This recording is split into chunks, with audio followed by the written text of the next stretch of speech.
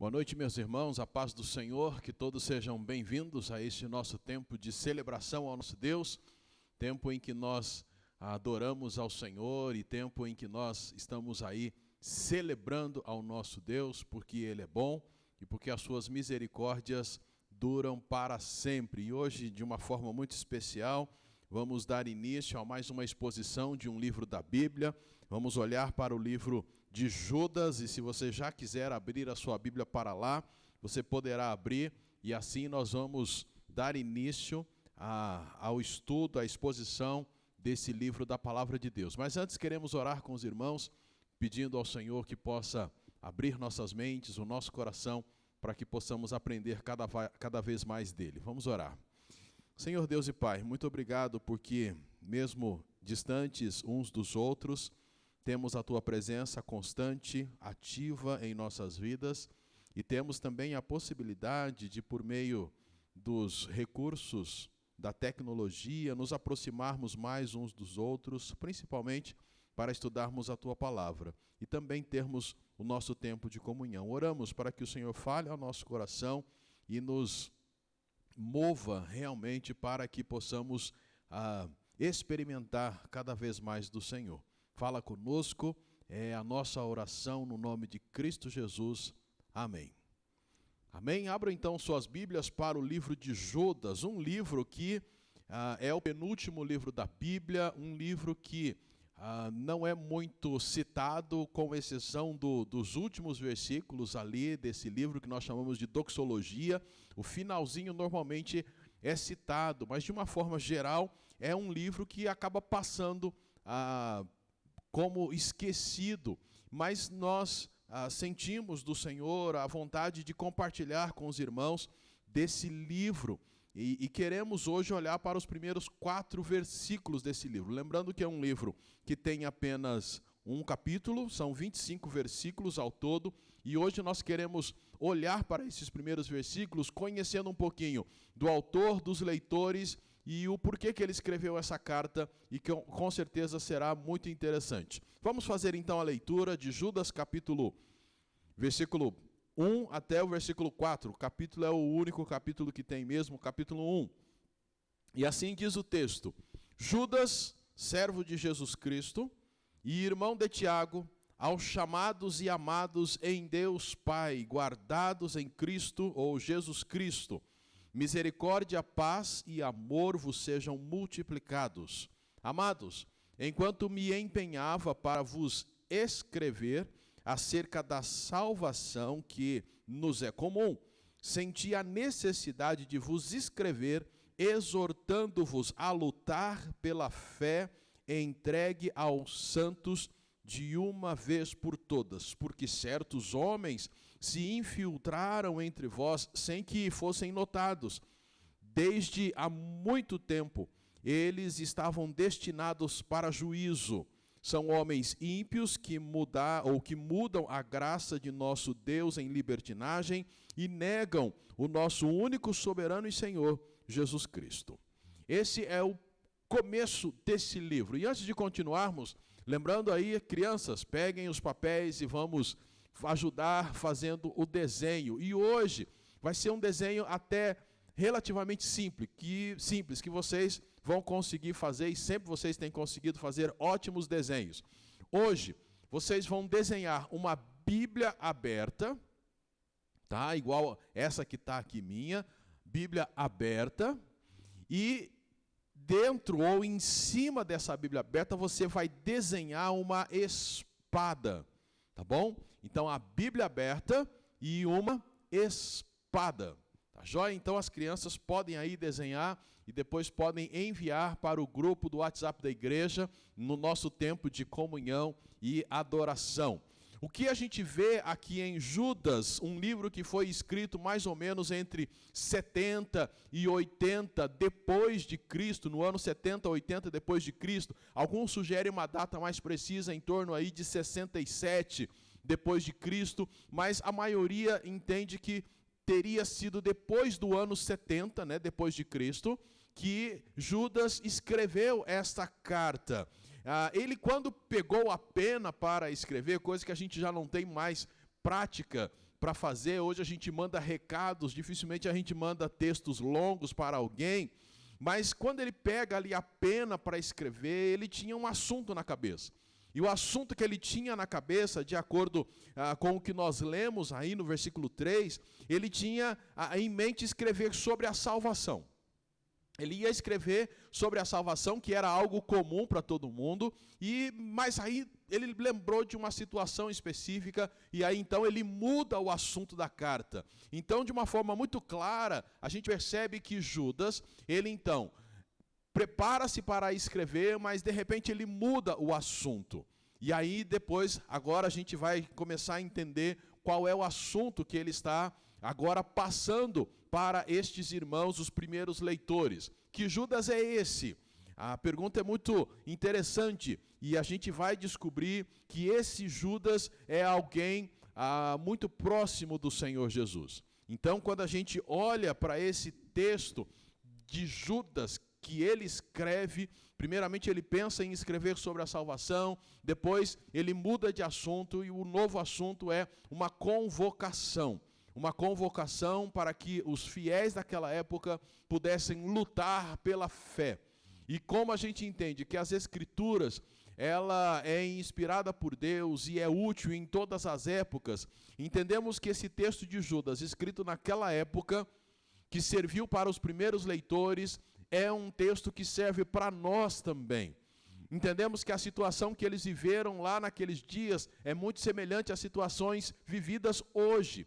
Então, se os leitores daquela época foram convocados para lutar pela fé, entendemos que esse convite ainda está de pé, para que eu e você também aceitemos o desafio de lutar pela fé. Mas vamos, desde o começo, começar primeiramente entendendo quem é o Judas. O Judas que aí fala, ele se apresenta como servo de Jesus Cristo e irmão de Tiago. A gente entende por isso que este Judas é o meio-irmão do Senhor Jesus Cristo. O texto lá de Marcos capítulo 6, no versículo 3, nós encontramos assim, fazendo referência a Jesus, Marcos capítulo 6, versículo 3, caso você queira abrir.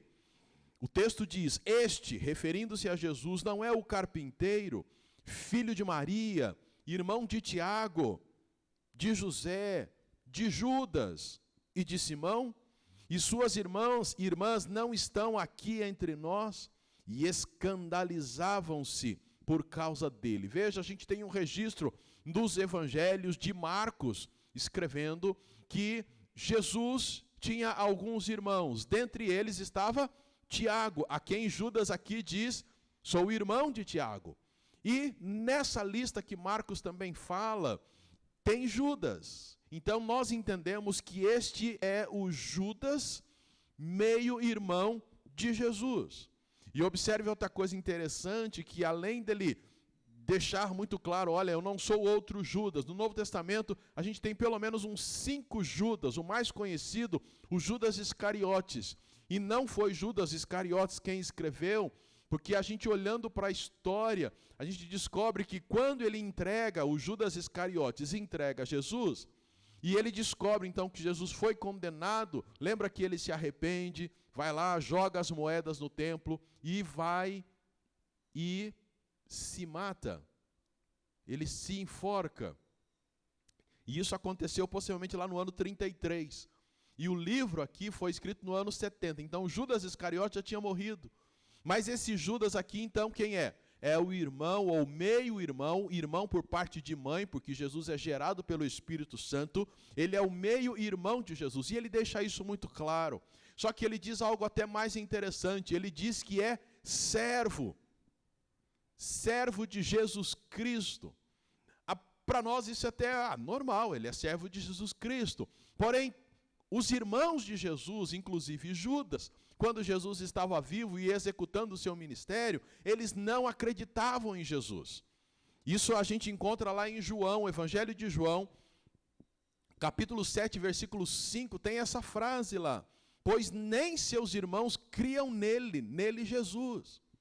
Agora, passado aproximadamente 30 anos, a gente encontra Judas, que 30 anos atrás, não cria no irmão dele como sendo o Messias, Judas está dizendo que agora, eu sou o servo de Jesus Cristo, e eu sou irmão de Tiago. Isso para nós, irmãos, é muito relevante. É muito relevante porque a história de Judas assemelha-se à história de muitos de nós, que um dia não críamos em Cristo, como sendo o Messias, como sendo o Filho de Deus, e hoje nós cremos. Alguns, como Judas, passou-se muitos anos até crer. Assim como foi com Judas, está sendo com muitas pessoas que ainda não creem em Jesus como sendo o Salvador de toda a humanidade, Senhor de toda a humanidade. E aí, claro, a nossa oração é para que, se você está nessa situação de ainda não ter crido em Jesus, que você possa, assim como Judas, crer no Senhor Jesus Cristo. Mas então a gente começa a carta percebendo que esse Judas é o meio-irmão de Jesus. E mais do que isso, ele afirma, olha, eu sou servo de Cristo. E aí então ele se dirige aos leitores, ou melhor dizendo, ele apresenta as pessoas para quem ele está escrevendo, que nós não sabemos quem é. Em algumas outras cartas é mais especificado o grupo de leitores, mas Judas não faz isso. Ele simplesmente fala que os leitores são chamados, os leitores são amados em Deus e guardados em Jesus Cristo. Quando ele fala sobre os leitores e depois também ele deseja uma bênção especial de Deus sobre a vida deles, Judas, usa um estilo de escrever que é muito peculiar dele, é muito particular dele, que é quando ele escreve sobre algum tema e ele distribui esse tema em grupos de 3, que a gente costuma chamar de tríade. Então Judas, ele fala que os leitores dele, para quem ele escreve, eles são chamados, eles são amados e são guardados. E o que é que ele deseja a eles? Ele deseja misericórdia, ele deseja paz e ele deseja amor. Isso é um estilo de Judas, e para quem lê o livro talvez já percebeu isso do começo ao final. Vários temas ele distribui em grupos de 3. Ele vai falar sobre os leitores, olha, eles são chamados por Deus. Chamados para quê? Para serem santos, como o apóstolo Paulo fala lá em Romanos capítulo 1, versículo 7, chamados para serdes santos. Os leitores para quem Judas escreve, eles foram chamados, separados por Deus para uma vida de santidade. Eles também são amados por Deus. Amor este que fez com que Deus enviasse o seu Filho, o único Filho, para que pudesse morrer, para dar a salvação a todo aquele que crê, de acordo com João 3,16. Esses leitores, para quem Judas escreve, também são guardados. Guardados em Jesus Cristo. Deus chama, Deus ama, Cristo guarda. E o próprio Judas, ele vai lembrar-nos de que, de fato, a pessoa deve guardar-se ou abrigar-se no Senhor, lá no verso de número 21. Ele vai falar mostrando que somos guardados em Cristo, mas é claro, olha, conservai-vos no amor de Cristo, é isso que ele fala lá no verso 21, algo que já temos compartilhado com os irmãos. Temos um Deus, ou temos em Deus o refúgio que precisamos. O que é necessário é que nos coloquemos debaixo dessa proteção que Ele nos dá. Judas apresenta então os seus leitores como sendo pessoas chamadas por Deus, amadas por Ele e guardadas em Cristo Jesus. Quando nós pensamos que a palavra de Deus é válida para hoje, e ao lermos hoje isto, recebendo essa carta, e sendo salvos por Cristo, nós sabemos que nos encaixamos nessa descrição. Fomos chamados, somos amados e guardados. E estamos sendo abençoados pelo Senhor para cumprirmos a missão dEle. E aí o que a gente percebe em Judas é que ele também dedica a bênção do Senhor a esses a quem ele escreve, de novo, usando os grupos de 3. E ele fala: desejo a vocês a misericórdia, que a misericórdia de Deus possa estar sobre vocês. Estilo também que João usa na sua saudação. Lá na sua segunda carta, 2 João, ele usa também a expressão misericórdia. Paulo, quando escreve para Timóteo, também usa essa expressão misericórdia. Misericórdia do cuidado de Deus, que nos dá tudo aquilo que precisamos. E misericórdia principalmente porque Judas sabia da missão que ele estava convocando essas pessoas para cumprirem. Eles iam precisar do quê? Da misericórdia de Deus. Eles iam precisar da paz do Senhor.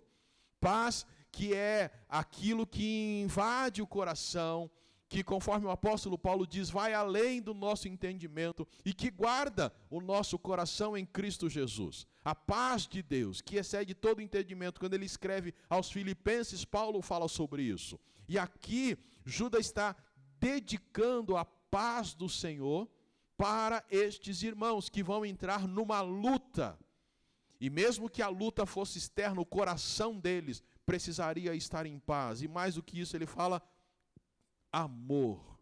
Que a misericórdia, a paz e o amor vos sejam multiplicados. O amor de Deus, que é derramado em nossos corações, de acordo com o apóstolo Paulo, no capítulo 5, lá de Romanos, versículo 5. O amor de Deus que é derramado, ou que foi derramado em nossos corações, e isto pelo Espírito Santo de Deus. Judas então começa a sua carta, que ele tinha um propósito de escrever sobre a salvação, mas aí ele percebe uma nova situação e ele muda de assunto. E o assunto agora é convocar os irmãos para a luta. Versículos 3 e 4 deixa isso muito claro. Lutar pela fé. Como já foi enfatizado, ele falou: eu ia escrever sobre a salvação, mas olha, eu vou jogar outro desafio para vocês. Salvação, a gente sabe que ela teve a ver com a libertação do povo, e isso a gente vai perceber no livro. No versículo 5 ele fala sobre a libertação, tem a ver com hoje, quando chega lá na frente no versículos 23 e 24, olha, salvai-os, quer dizer, é presente, mas tem a ver também com a glória de Deus futuro, lá no verso 25, quando ela será totalmente manifesta. Então, Judas entendia a importância de falar sobre a salvação, que para ele tinha um aspecto passado, presente e futuro. Mas agora ele percebe algo mais importante, e o mais importante é, está na hora da gente lutar pela fé. Uma fé que é comum, conhecida por nós, e o que Judas aqui tem na mente é o conjunto de doutrinas apostólicas, o ensinamento que os apóstolos passaram. Lembrando, nós estamos na época aqui de Judas, aproximadamente 30 anos após a morte de Cristo. Nesses 30 anos, os apóstolos vinham pregando e ensinando, e passando tudo aquilo que o Senhor queria, estabelecendo uma base doutrinária. E Judas começa a perceber que isso está sendo ameaçado. Então, convocação geral. Todos os santos são convocados a lutar pela fé que é comum e que nos foi entregue. E por que esse convite que Judas está fazendo? Porque ele percebeu algo que ele descreve aí no versículo de número 4. Porque certos homens, e ele vai dizer lá abaixo, no meio do versículo, que são homens ímpios. E de novo ele vai usar a tríade para falar sobre esses homens. Ele diz que esses homens ímpios se infiltraram na igreja sem serem percebidos. Porque homens se infiltraram entre vós, quer dizer, no meio, na comunidade, sem que fossem notados. Este é o primeiro motivo do porquê ele mudou de assunto de salvação para luta pela fé, defesa da fé. Porque tem no meio de vocês alguns que entraram e vocês nem perceberam que eles entraram, mas eles estão aí infiltrados. Judas e Pedro, a segunda carta que Pedro escreve e aquilo que Judas fala aqui sobre estes homens é muito parecido. Segunda de Pedro, capítulo 2, versículo 3, Pedro fala assim: movidos pela ganância, também vos explorarão com suas artimanhas. E se você ler todo o contexto ali de Pedro, você vai perceber que ele está falando dos falsos profetas, de homens também malandros que entravam nas casas enganando as pessoas. E Judas está dizendo aqui: eles entraram no meio de vocês, se infiltraram e não foram percebidos. Então é por isso que precisa existir essa luta em defesa da fé. E ele diz que esses homens não só se infiltraram, mas que eles têm promovido a algo muito danoso. Eles mudam a graça de nosso Deus em libertinagem. Eles mudam a graça de Deus em libertinagem. Em resumo, esses homens que entraram aqui no nosso meio, que a gente nem percebeu, Judas falando, que a gente nem percebeu, sabe o que eles estão falando? Eles estão dizendo que a graça de Deus, ela é tão grande em nós, que já não tem mais problema o que a gente faz com o nosso corpo, a maneira como a gente vive. Por quê? A graça de Deus jamais será retirada de nós. Então a gente pode fazer o que quiser. Podemos viver do jeito que quisermos. Como Paulo mesmo falou sobre essa liberdade sendo aproveitada de maneira libertina, quer dizer, aproveitando a graça de Deus, a bondade de Deus, o fato de ter sido salvo. Já que a gente está salvo, então a gente pode pecar mais, era o argumento na época do apóstolo Paulo, e ele diz: não, não é assim. E Judas está dizendo que esses homens que se infiltraram, sem serem notados, estavam fazendo exatamente isso, transformando a graça de Deus em libertinagem. Eu tenho a graça de Deus, então eu posso viver do jeito que eu quero. Nessa época aqui ainda não estava acontecendo algo que iria acontecer alguns anos à frente, chamado uma doutrina, uma filosofia chamada gnosticismo, que entre outras coisas os gnósticos diziam que aquilo que a gente faz no corpo, quer dizer, aquilo que nós praticamos não afeta a nossa vida espiritual ou não afeta o nosso lado espiritual. Então você pode fazer o que você quiser com o seu corpo. Você pode se prostituir, você pode tomar todas, você pode usar drogas, você pode fazer de tudo, que isso não afeta o seu relacionamento com Deus. Porque o que você faz é só na carne. A carne é má, mas o espírito é bom. Então, o que está acontecendo aqui na época de Judas é o que a gente poderia chamar de pré-gnosticismo. Ainda não era o gnosticismo, mas já eram algumas ideias que iriam aflorar ainda mais na época do gnosticismo. E o que a gente percebe é que Judas então fala: irmãos, vamos levantar, porque a luta é grande e temos que lutar em favor da fé, das regras, da base doutrinária que nós cremos. E o que eles estão ensinando é mentira. Esses homens ímpios que se infiltraram entre nós, sem a gente perceber, ou sem vocês perceberem, e eles estão mudando a graça de Deus em libertinagem. E eles fazem mais, eles negam o nosso único soberano Senhor, que é Jesus Cristo. Eles estavam negando que Jesus Cristo era realmente Deus, e eles estavam rejeitando o senhorio de Cristo. É claro, se eles estavam vivendo libertinamente, eles estavam fazendo exatamente aquilo que eles queriam, e não o que Cristo mandava. E não o que a doutrina apostólica, a regra de fé, mandava que eles fizessem. Então eles estavam negando, rejeitando Jesus Cristo. Não queremos o Senhor comandando nossa vida, queremos viver do jeito que quisermos. E mais, vivendo desse jeito, a gente acredita que ainda estamos debaixo da graça de Deus, porque ela é maravilhosa, Deus é amor e aquela coisa toda. E esta, então, é a maneira por que Judas se levanta e por que ele fala assim: irmãos, vamos lá, vamos para a luta. E vamos para a luta garantidos ou protegidos pela misericórdia, paz e amor do nosso Deus. Vamos para a luta porque nós somos chamados, amados e guardados. E olha, eu que um dia não cria no Senhor Jesus, hoje eu creio. E estou pronto e quero chamar vocês, convidar vocês para combater com estes homens que se infiltram no nosso meio e promovem todo esse ensinamento pecaminoso que não está de acordo com a doutrina dos apóstolos. quando a gente lê Judas, e só essa introdução, já dá para a gente perceber que o tema ele é extremamente atual.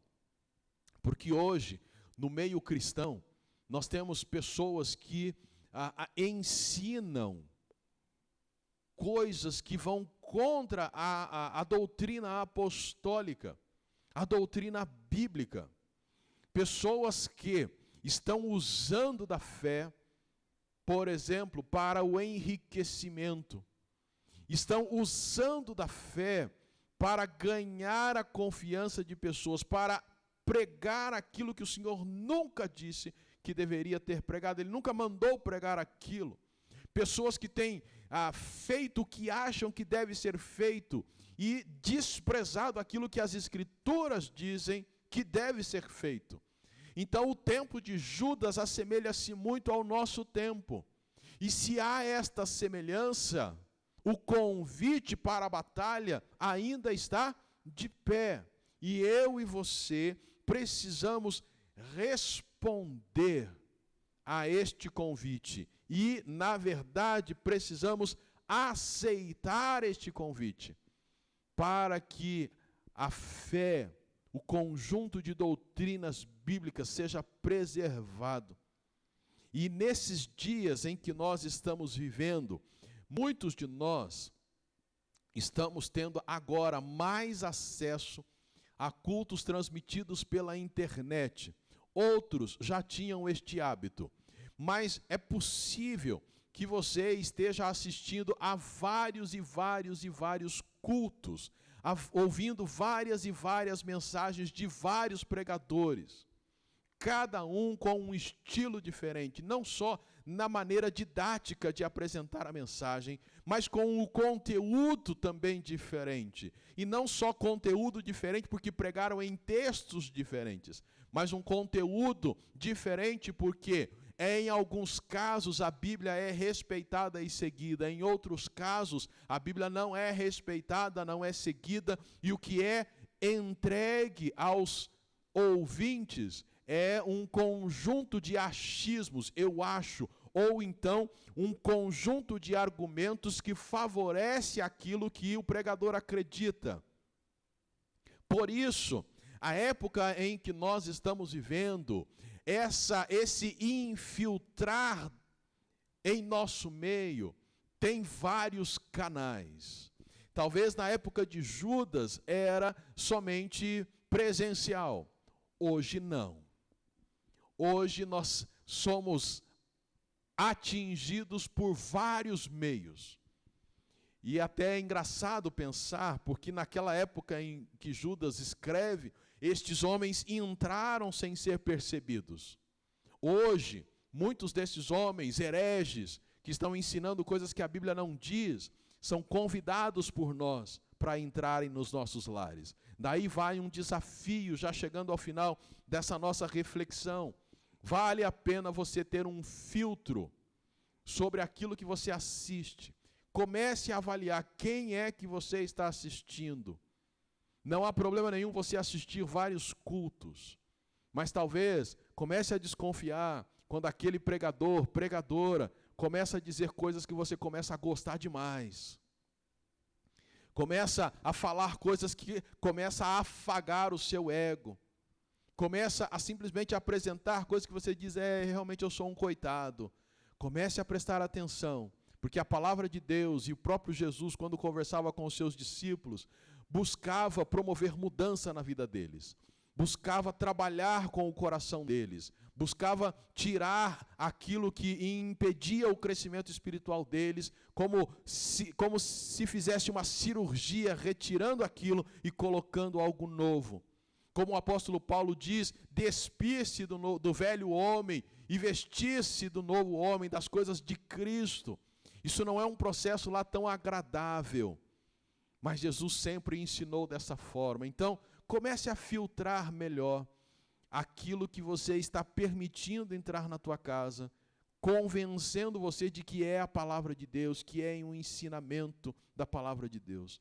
Observe se aquele que está te ensinando, ele olha para as Escrituras respeitando o contexto histórico, contexto cultural, linguístico, Veja se ele realmente faz uma avaliação bíblica daquilo que está acontecendo de maneira correta. Veja se o restante das Escrituras combina com aquilo que está sendo ensinado. Veja se aquilo que está sendo dito não é algo que simplesmente está contribuindo para que você continue distante do Senhor e próximo daquilo que todo ser humano ganancioso, em vários sentidos, almeja e deseja. Então você tem esse desafio e nós vamos ver no livro como é que Judas vai ensinar esses irmãos ou orientá-los a como combater a fé, ou em favor da fé. Combater esses homens em favor da fé. Mas uma coisa nós já podemos adiantar para cada um dos irmãos. Nós precisamos aceitar esse convite e já ligarmos as nossas antenas, como dizia o Chaves, né, as anteninhas de vinil e começar a detectar alguns perigos que nós estamos trazendo para casa. Não necessariamente eles estão infiltrando, mas eles estão sendo trazidos, é você quem acessa. Preste bastante atenção nisso. Uma outra coisa muito interessante sobre estes homens que Pedro fala, é que eles negavam o único e soberano Senhor, que é Jesus Cristo. Nos dias atuais, nós temos inúmeras pessoas que conhecem Jesus Cristo como um personagem histórico. Realmente foi um grande homem, mas ainda o negam como Senhor. Eu acho Jesus muito legal em termos históricos, mas eu não quero comandando a minha vida. Cristãos conhecem a Jesus e acham muito legal até segui-lo, participar de cultos, mas aceitar o senhorio de Cristo já é outra história. E talvez você tenha negado o senhorio de Cristo e às vezes nem se deu conta disso.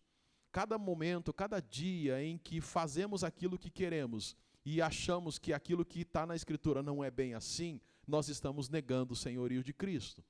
Cada vez que eu sei o que devo fazer, como diz Tiago, e não o faço, eu estou negando o senhorio de Cristo, porque é Ele quem orientou a fazer.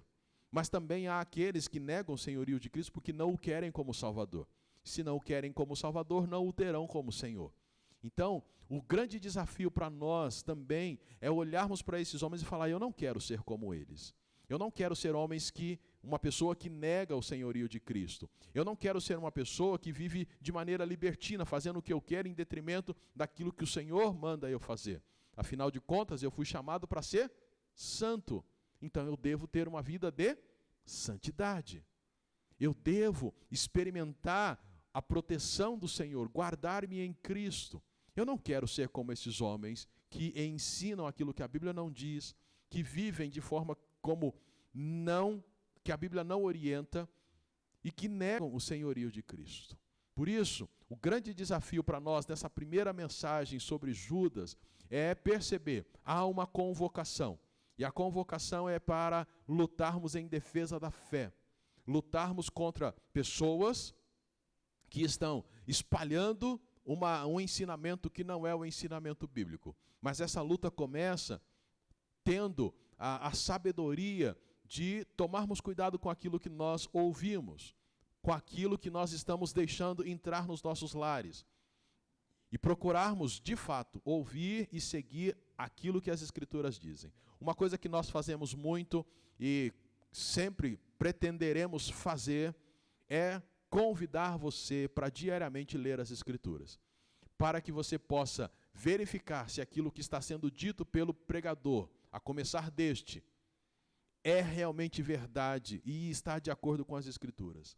Quando você não lê as Escrituras, só ouve mensagens, você acha que está se alimentando. Na verdade, você está comendo qualquer tipo de comida que você nem sabe se é verdadeira ou se é falsa, porque você não lê a Bíblia.